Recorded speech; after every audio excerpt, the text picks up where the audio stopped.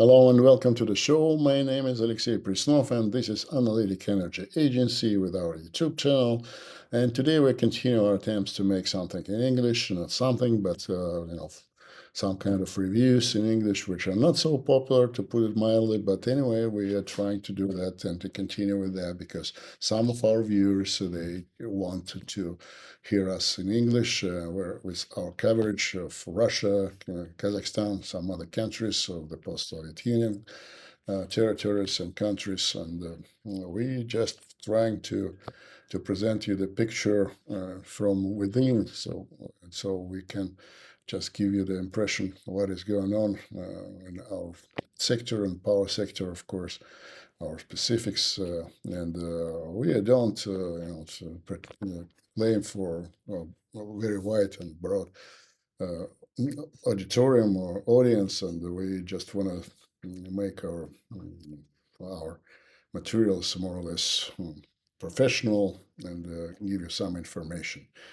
And today we will talk about Russia and Kazakhstan, and of course, I would like to start with all those events, geopolitical events, that are taking shape right now in the world, just before our eyes, and we see that there are some,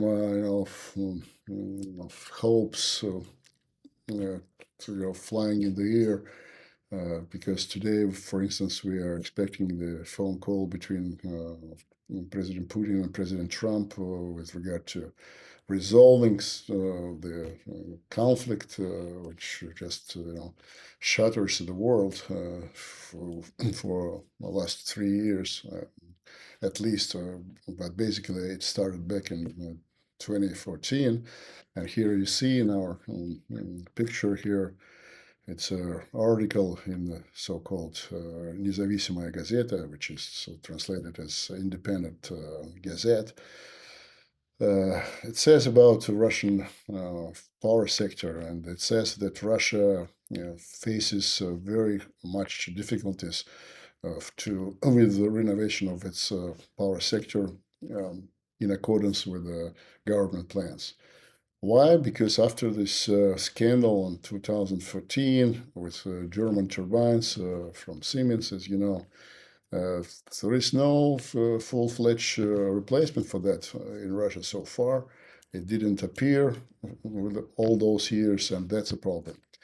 And also, it's not only for those turbines for CCGT, those closed combined cycle gas turbines, but also with, in general, with all this machinery for power sector, especially for generation, because in the Soviet Union, as you remember, Russia it was more or less independent in this field, and it created their own machinery, and we had all those renovation in the 60s and 70s, 80s. It was basically all those power industry and power sector equipment was built in the Soviet Union, because I started my career back in 1944. Not at 44, but 84, of course. And at that time, I was a field engineer, and I don't remember that we would have some foreign-made equipment, our substations and our generation, uh, just in some hydropower stations which were built by Finland. It's in the Murmansk region, far north, and it was built back in the 50s and beginning of 60s. Finnish companies built some hydropower stations, and they were equipped with some Swedish and some German equipment there, the substations in particular. But in general, it was independent and sovereign in terms of this power industry, heavy machinery. But of course, during those 35 years after collapse of the Soviet Union, this industry was somehow degraded, and of course, for many years it was not so, required and in demand because it was, for instance, this first program of so-called DPM, it's a capacity agreements, which started back in 2008, and now it's almost complete in Russia. All those equipment was mostly purchased from Siemens again, from General Electric, from Alstom and others, foreign countries, because it was easier, just easier, more effective, it's cheaper.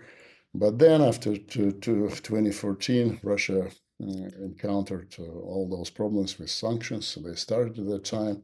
And of course, in 2022, they were fully unleashed. And it just led to the situation that right now, when it's very expensive money, it's central bank rate is 21% right now, and probably will be increased even more. Uh, on the one hand, and on the other hand, there is a shortage of production of all those equipment to meet the demand, which is already planned by the government and so-called scheme of general scheme of power sector placement, object placements up to 2042. And that problem, by the way, requires commission of 88 gigawatts of generation and plus a lot of also gigawatts of substations, power lines capacity, because they need to renovate all this industry. Of course, there are some decommissions as well, but total amount of this program is about 40 trillion plus rubles, which is very expensive and very high sum. It's about $400 billion plus, more or less, maybe probably a little bit more in current prices. But there is a situation when Russia have all those companies, they have shortages of money and shortages of supply line, supply from the industry, which produces all those machinery, all those transformers and everything which is needed for that. That's a problem which brings us to the crossroad and to the decision what to do next. And there is a discussion right now in Russia regarding what to do with the industry. And here this article, you can see this Minister of Energy, Sergei Civilov, and also Alexander Novak, which is Vice Prime Minister, and he is a long-term curator of the industry, and because he used to be energy minister as well, and now he just supervises all those sectors, the economy as a whole. And the situation is, very difficult because there are some voices that let's go back to kind of the Soviet Union economy, like a kind of Chinese path way, because plan economy, nationalize all those companies, uh,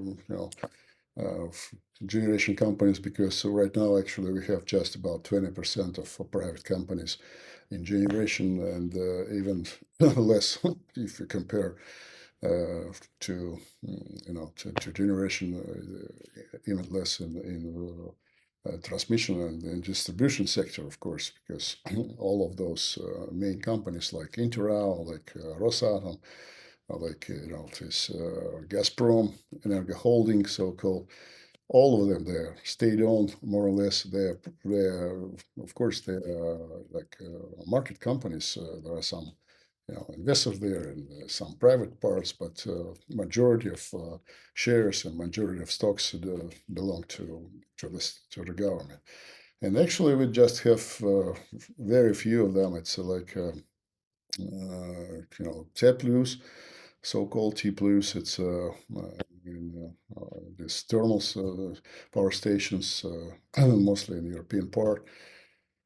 in some northern part of European Russia, and also we have this N plus, which is in Siberia, which belongs to those aluminum holdings. So the situation is difficult. That's what I want us to just to stress out, and I want to just say that, in my opinion, and like others, the way out is there. Just go on the market, because this market road just give us what gives us this way out, gives us a solution, because otherwise all these Chinese pathways and so on, they don't work in the Russian economy, in the Russian society, because we, first of all, we don't have Chinese, we don't have all this Communist Party, we don't have many things which, what we need to do is just to make the market, a real market, and a robust market in the investment segment, to be developed, to make it a real market, because we didn't complete this task with the creation of a real market in the investment sector of the power industry, and that's a problem in Russia, because we have created more or less effective market on the operational level. I've told it about that many times, but not in the investment sector. As for lack of machinery and that kind of things, we hope that all this crisis will be resolved soon, and we will get back to some normalcy, and we'll see some, you know, interest. It's already some interest is being shown, because as you have said, 88 gigawatts of up to 2042, 88 gigawatts of power generation only. And it's quite a market, even for European scale, or on the European scale, or even on the world scale. So I think we just can return those foreign companies and foreign investors, but at the same time, of course, Russian production should be prioritized as it being today. And I think it's also we have to to give an access for our market for all those so-called friendly nations like China, like Iran, and others who produce that kind of machinery. For BRICS countries like Brazil, for instance, also they produce something on that. And we need a competition, good competition, and good market, solid market, effective model. That's a way out. If we go to Kazakhstan, Kazakhstan is a little bit different. And yes, I put it to this Kazakhstan agenda is this is very interesting in business KZ portal. So also they have some, as far as I remember, no, they don't have English. They have just Russian and Kazakh languages, and they give the whole information on the economy, and specifically they are very much oriented to this power sector. There is some very good journalists there, like Daniel Serikov, his name, for instance, and they describe what is going on there. And the thing is, to my understanding, because we're closely watching, as the all those events there in Kazakhstan and our power sector. The thing is that they talk a lot, but not so many deeds. There are a lot of talks, but not so many deeds. Because they now want to build not just one nuclear power plant. They want to talk about 3 power plants in the near future. They want to build 7.3 gigawatts of generation within next less than 5 years, up to 2029. By 2035, they want to build 26 gigawatts of power, and today they have just available generations about 17 installed. It's 2024, something like that. but they want to build 26 more, and that's a problem because what they don't discuss and they don't specifically address is the price for that, because the tariffs, so-called rates, in American English, it's rates for consumers. They are rising, dramatically. Actually, they've been doubled, almost doubled since 2023, July 1st, when they have introduced the single buyer model on the power market. And that's a problem because they don't have robust mechanism, effective mechanism to renovate their industry, because the situation with this industry depletion and all those assets, quality is even worse than in Russia, because it's very much depleted, and they're like it's about 80% of wear and tear, and in many cases, especially with all those older stations like CHP, combined heat and power plants, which produce heat and power inside of the cities. Because they didn't do, as I said, they didn't do much with the sector within 30 years. If in Russia we just at least renovated like 30, 35 gigawatts within those years after collapse of the Soviet Union, but in Kazakhstan they didn't do that at all. Almost nothing. It's about 5 gigawatts or something like that. They have just commissioned online for all those years.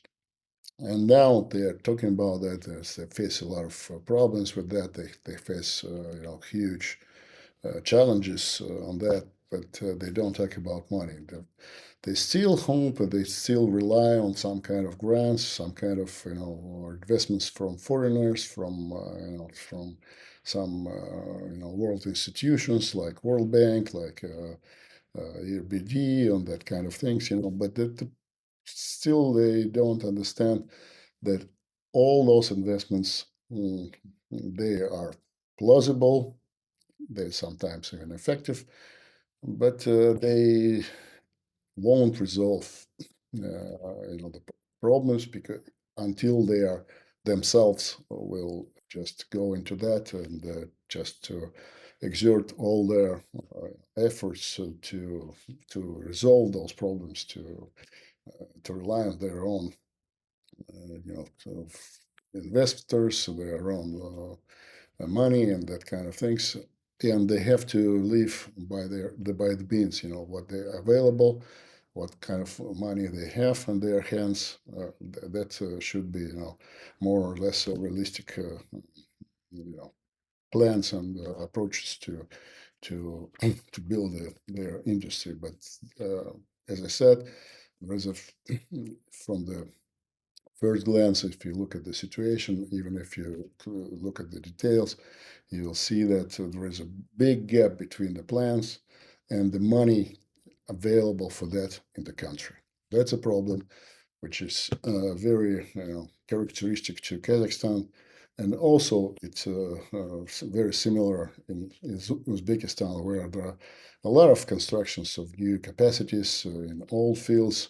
But again, there is no solid market, not solid mechanism to adjust all those and to coordinate all those investments and to make them effective, and to balance all the interests of consumers and producers and all those the government and so on.